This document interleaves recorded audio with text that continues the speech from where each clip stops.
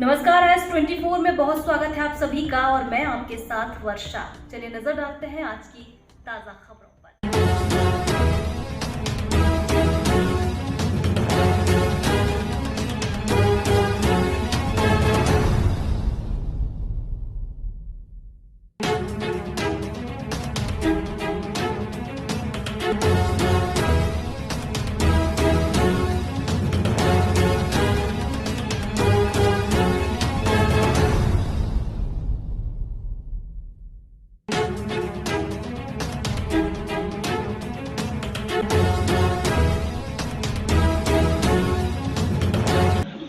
मेरा नाम डॉक्टर आशा साहू है और मैं Indian institute of soil science में सीनियर साइंटिस्ट के पद पर कार्यरत हूँ। मैडम, आज कार्यक्रम रखा गया है, किस संबंध में रखा गया है?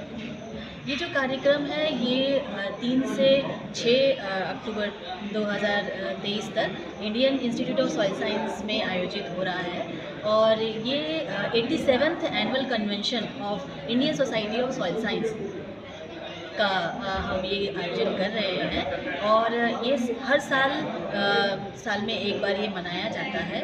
और इस साल इस सम्मेलन का जो मुख्य उद्देश्य है वो मृदा विज्ञान में विकास। हम इस पर मतलब मृदा की जो उर्वरता है जो दिन ब दिन हम देख रहे हैं घटती जा रही है, उसको हम कैसे बढ़ा सकते हैं और जो different aspects of soil science हैं जैसे soil biology, soil chemistry, environmental soil science, जो नेचुरल रिसोर्स मैनेजमेंट है वो हम कैसे करें, इसके ऊपर हम ये मेन जो सम्मेलन है ये आयोजित किया जा रहा है। और इसमें हम एक संगोष्ठी भी आयोजित कर रहे हैं जो मिलेट उत्पादन को कैसे बढ़ाए उसके ऊपर एक संगोष्ठी है। मैडम, आज का किसान जो है, फार्मर्स जो है, आज जैविक खेती की अपेक्षा यूरिया पे ज़्यादा विश्वास करता है, तो उसको किस प्रकार आप देखते हैं? इस पर हम काफ़ी ज़ोर दे रहे हैं कि यूरिया एक हद तक यूरिया का इस्तेमाल करना जायज़ है क्योंकि हमारी मिट्टी में नाइट्रोजन, फास्फोरस, पोटेशियम की आवश्यकता होती है तो जो कि केमिकल फर्टिलाइज़र के थ्रू हम देते हैं। लेकिन क्योंकि वो अंधाधुंध उपयोग जो हो रहा है उसको हमको रोकना है कि एक लेवल तक हम केमिकल फर्टिलाइज़र दें, लेकिन उसके साथ ही साथ जो हमारी मिट्टी में आजकल हम देख रहे हैं कि हमारी मिट्टी में ऑर्गेनिक कार्बन की जो कमी हो रही है तो उसको हम कहीं ना कहीं उसको हमको उसकी भरपूर्ति करनी है। और वो इसीलिए हम लोग आजकल जो ऑर्गेनिक फार्मिंग या नेचुरल फार्मिंग उस पर ज़्यादा जोर दे रहे हैं ताकि इससे हम मृदा के स्वास्थ्य को बढ़ा सकें। मैडम, आज का जो जमीन मृदा है वो स्वस्थ नहीं होने के कारण और यूरिया के कारण यूरिया का ज़्यादा उपयोग हो रहा है, तो बहुत छोटे से लेकर बड़े युवाओं को आज अटैक आने के ज़्यादा चांस होते हैं। पहले का आदमी स्वस्थ रहता था, जैविक खाद का उपयोग करता था, आज ऐसा क्या हो रहा है कि जो जैविक खाद का उपयोग नहीं कर पा रहे हैं?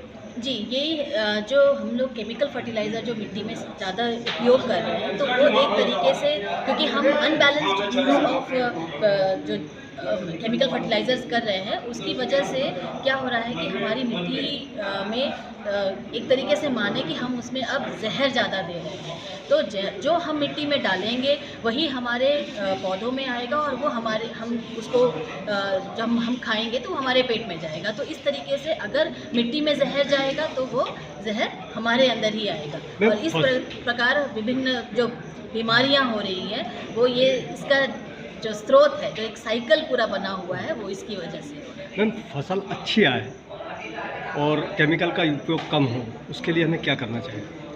सबसे अच्छा है integrated use of nutrient management. मतलब उसमें क्या होता है कि 50% ऑर्गेनिक और 50% इनऑर्गेनिक। ऑर्गेनिक का सोर्स जैसे कि हम लोग FIM डालते हैं या गोबर की खाद डालते हैं या कंपोस्टिंग, जो कंपोस्ट है, वर्मी कंपोस्ट है, इस तरीके के हम जो ऑर्गेनिक सोर्स हैं उसको उपयोग कर सकते हैं। और 50% इनऑर्गेनिक मतलब जो हमको नाइट्रोजन, फास्फोरस और पोटेशियम का जो सोर्स है वो देना है, लेकिन ये सब संतुलित मात्रा में।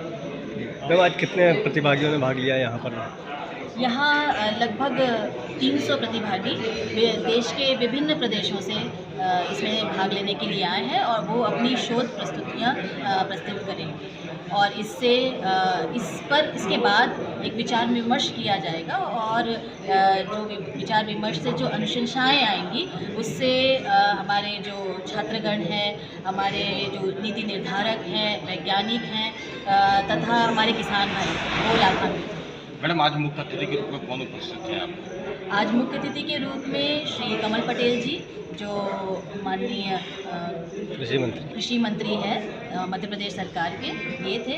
और विशेष अतिथि के रूप में हमारे director general Indian council of agricultural research के डॉक्टर हिमांशु पाठक सर, और विशिष्ट अतिथि के रूप में डॉक्टर एस.के. चौधरी सर, जो कि डिप्टी डायरेक्टर जनरल हैं नेचुरल रिसोर्स मैनेजमेंट। ठीक, ये हैं, ऐसा है, उनकी सहायता करके ही तो हमारा जीवन सार्थक हो जाए। मेरा जनप्रतिनिधि बनना सार्थक हो गया कि मेरा सपना था, संकल्प था कि हरदा को 100% शिक्षित करना, हो गया। हरदा को 100% सड़कों से जोड़ना, वो जोड़ के एक तरफ से नहीं 4 तरफ से 6 तरफ से जोड़ा, और 26-27 बड़े ब्रिज हमने मुख्यमंत्री जी के आशीर्वाद से सड़क मंडी सड़क निधि से 27 बड़े ब्रिज दिए, 3 करोड़ से लेकर 15 करोड़ की लागत के। यानी जो काम 75 साल आज़ादी के बाद नहीं हुए, जो 250-300 अंग्रेजों के शासन में नहीं हुए, जो हजारों साल के राजा महाराजाओं के शासन में नहीं हुए, जब से सृष्टि है, जब से ये नदियाँ हैं, लेकिन वह रफ्ता भी नहीं बनाता, हाँ बड़े ब्रिज बना दिए ताकि 12 ही महीने कितनी भी बाढ़ आए लोग निकल के आ जा सकते। किसानों के खेतों तक की सड़कें हम बना रहे हैं, क्योंकि किसान को सबसे अधिक काम पड़ता है अपने खेत में जाने का। सुबह 4 बजे उठ के किसान खेत में जाता है, मजदूर जाते हैं, महिलाएं जाती हैं, बच्चे जाते हैं, मवेशी जाते हैं, लेकिन बारिश में घुटने घुटने कीचड़ में कपके जाते हैं, और इसलिए किसानों के खेतों तक की भी हम सड़क बना रहे हैं। सर, एक संदलपुर नाका से लेके अब्दुल्ला गंज तक जो सड़क है, उस पर कोई विचार किया जा रहा है? संदलपुर नाका से लेके अब्दुल्लागंज तक जो जाने वाली सड़क है, उचित लेन बन रही है, ट्रैफिक से बढ़ता जा रहा है, उसके अनुसार पूरी व्यवस्था कर रहा था कि लोगों को आवागमन की सुविधा मिले। लेकिन मुझे बताते हुए आज गर्व है और संतोष है कि 2003 में जब 2990 मेगावाट बिजली थी, आज 29,000 मेगावाट बिजली। 2003 में जब 7 लाख हेक्टेयर सिंचाई थी कुल, राजा महाराजा अंग्रेजों सबके सम्मिलाकर, आज 46 लाख हेक्टेयर हमने शासकीय स्रोतों से कर दी और 65 लाख हेक्टेयर तक ले जाएंगे। और हरदा जिला 100% पहला जिला बन गया जो 100% नर्मदा से पाइपलाइन से जाए और मोड़े गंजाल डैम बनाए जिससे भी आए। तो इस प्रकार सिंचाई के मामले में सड़कें जहाँ काम किसी मध्य प्रदेश आते थे, गड्ढे में गिरते से आता था, मध्य प्रदेश से पंटाडार कर दिया था पूर्वी सिंह ने मध्य प्रदेश को, लेकिन शिवराज जी के नेतृत्व में मध्य प्रदेश में 5,000 किलोमीटर सड़कें बिछा दी, बिछा दिया, गाँव को एक तरफ से नहीं 4 तरफ से जोड़ दिया, और अब खेतों की सड़कें भी बना रहे हैं। मुख्यमंत्री ग्राम सड़क, मुख्यमंत्री खेत सड़क से सड़क खेतों की सड़कें बनी ताकि किसान को अपने खेत में जाने में, आने में, मवेशियों को भी दिक्कत ना जाए। तो इस प्रकार सड़कों के मामले में, सिंचाई के मामले में हर घर नल से जल, मध्य प्रदेश में 52,000 गाँव है, सभी की स्वीकृत हो गई। मेरे जिले में 461 गाँव, 461 हर घर नल, माता बहनों को हमने ट्यूबवेल पे जाना है, कुएं पे जाना है, पंप पे जाना है, घर में नल मिलेगा, पानी मिलेगा, पीने के पानी की व्यवस्था भी, खेत की सिंचाई की व्यवस्था भी है। और हम अब प्राकृतिक खेती की ओर बढ़ रहे हैं। ये 3 दिन का जो सम्मेलन है, ये उसी के ऊपर विशेष करेगा, विचार विमर्श करेंगे, और एक मंथन निकलेगा, अमृत निकलेगा, वो अमृत खेतों में बटेगा। यानी गाय के गोबर से खाद, गोबर से दवाई, जो शुद्ध अनाज पैदा करेंगे, स्वादिष्ट अनाज, पौष्टिक अनाज पैदा होगा, हम भी खाएंगे तो स्वस्थ रहेंगे, बीमार नहीं होंगे और लोगों को भी जीवन देंगे। धन्यवाद।